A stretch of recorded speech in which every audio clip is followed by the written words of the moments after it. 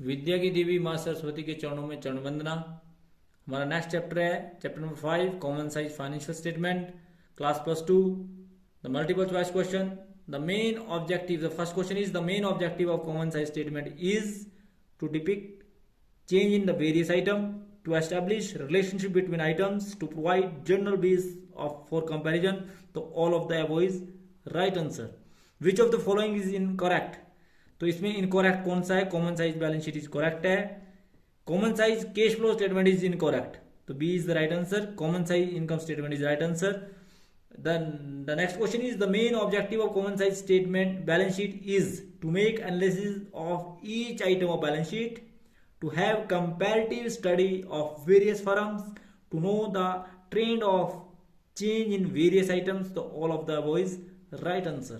The important objective of trend analysis is to exhibit यानी कि to depict या to show the efficiency of business, to disclose the profitability and financial soundness, to disclose the working capacity of the or percentage and present and futures. So all of the above is right answer.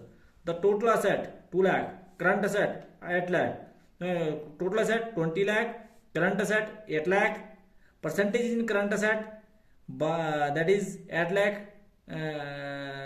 divided by 20,000 and that is 40%. There are total liability 20 lakh, debenture 3 lakh. Percentage in debenture to the total liability is 3 lakh divided by 20,000 multiplied by 100, that is 15%. There are net sale 1,10,000, cost of goods sold 74,800 of a firm. The percentage of cost of goods sold is 68%. 68%, that is 74,800 divided by 1,10,000 multiplied by 100, that is 68%. And the next question is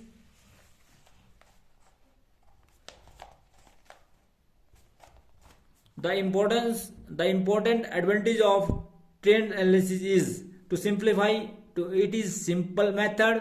The second one is there is less possibility of fraud. Complicated data are presented in percentage form. So all of the above is right answer. The total asset is 14 lakh 20,000, fixed asset is 5 lakh 68,000. The percentage of fixed asset 5 lakh 68,000 multiplied by divided by 14 lakh 20,000 multiplied by 100, that is 40%.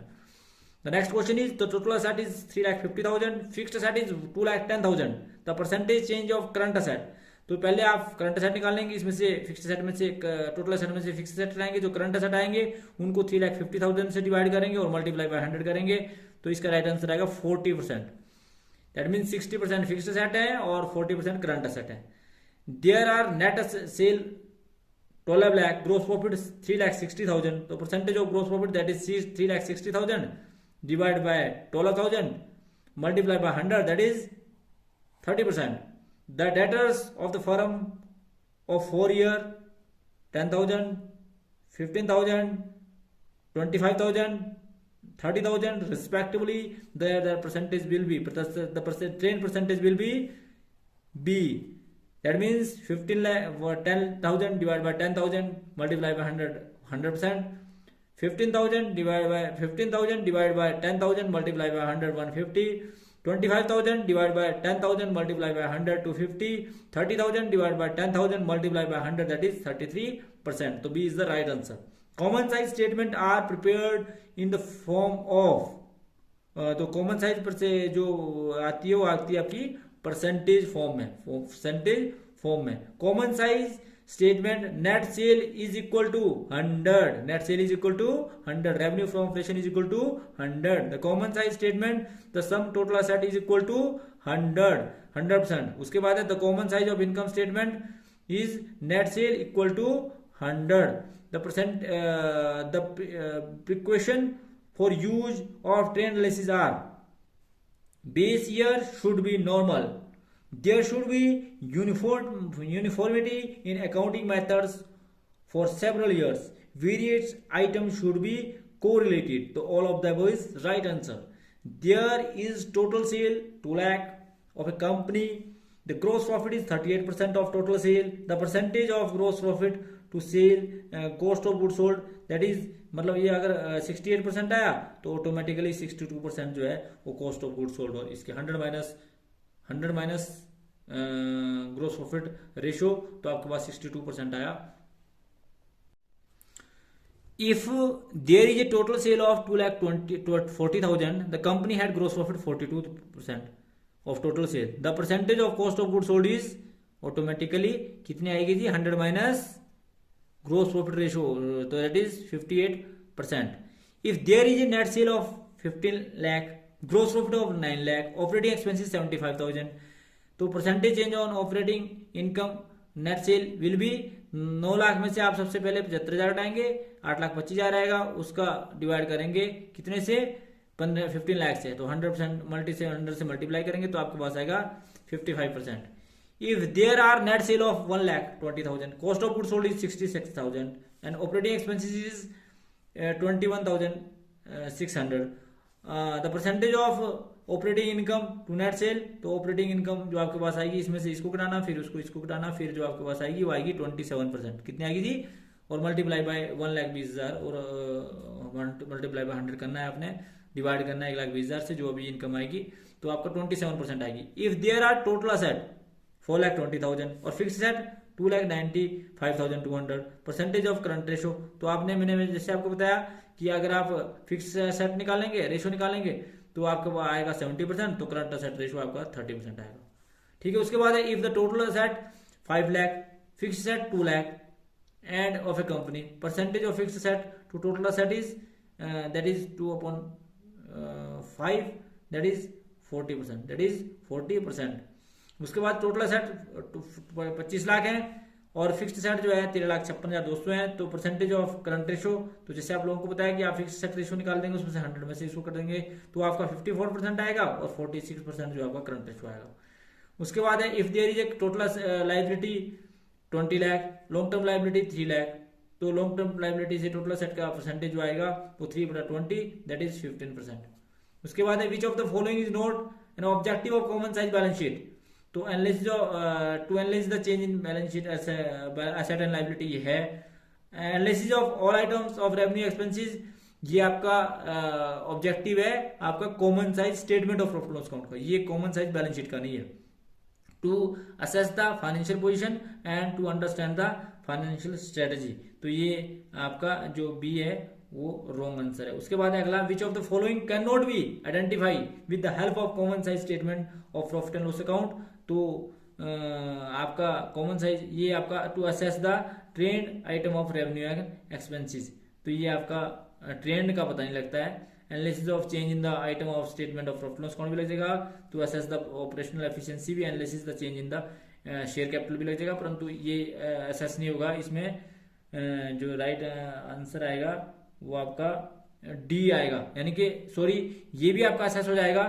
To analysis the change in the item of statement of profit loss account भी analysis हो जाएगा. To assess the trend of item of revenue expenses भी आ जाएगा. To assess the operational efficiency भी नहीं आएगा, आ जाएगा, पता लग जाएगा. To analysis the change in share capital, क्योंकि statement of profit loss account balance sheet का पार्ट नहीं है, तो इससे तो आपको statement of common size statement of balance sheet से पता लगेगा. To analysis the change in the share capital, तो इसका डी जो है इसका राइट आंसर है. नेक्स्ट क्वेश्चन है आपका if a company in a company revenue from operation is 12 lakh, cost of material is 6,60,000, what will the percentage revenue from operation, तो आपका ये आपका आएगा रेवेन्यू फ्रॉम ऑपरेशन, इसमें से इसको घटाएंगे तो आपको कॉस्ट मटेरियल कंज्यूम घटाएंगे तो आपका रेवेन्यू फ्रॉम ऑपरेशन आएगा. रेवेन्यू फ्रॉम ऑपरेशन को 12 लाख से डिवाइड करेंगे तो दैट इज आएगा 55%. If the company fix tangible asset is 5,20,40,000 और टोटल एसेट इतने हैं, तो what will be the percentage, यानी कि परसेंटेज फिक्स्ड टेंजिबल एसेट, तो ये डिवाइड बाय ये multiply by 100, that is 60%, that is 60%. If the company revenue from operation is 36 lakh, employee benefit expenses 19,80,000, what will be the percentage of revenue from operation, तो employee benefit expenses को revenue from operation से divide करेंगे और multiply by 100 करेंगे तो आपके पास आएगा 55%. उसके बाद है if the company financial cost is 75,000, revenue from operation is 3 lakh, what will be the percentage of revenue from operation, तो ये आपके पास है 75,000 divide by 3 lakh multiply by 100 that is 30%। उसके बाद है if a company has a fixed asset 6 lakh, non current asset 1 lakh, तो current asset जो है आपके 3 लाख है, तो non current asset to total asset कितना आएगा जी, तो करंट एसेट को आप टोटल एसेट से यानी कि इसको आप जोड़ देंगे और टोटल एसेट को और इससे डिवाइड करेंगे तो आपके पास आएगा 30%।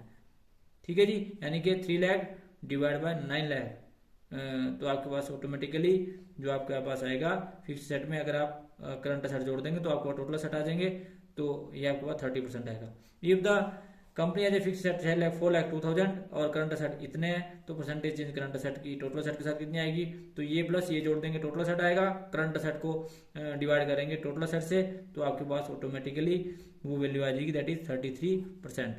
If a company has a fixed asset 3,90 crores and current asset is 2,60,000 the percentage of fixed asset to total asset, ये जोड़ेंगे टोटल सेट आ जाएंगे और फिक्स्ड सेट को आप डिवाइड करेंगे टोटल सेट से, तो आपके पास ऑटोमेटिकली वो वैल्यू आ जाएगी दैट इज 60%। तो thanks for watching the video, please like comment and subscribe my channel and press bell icon for next notification. Thank you.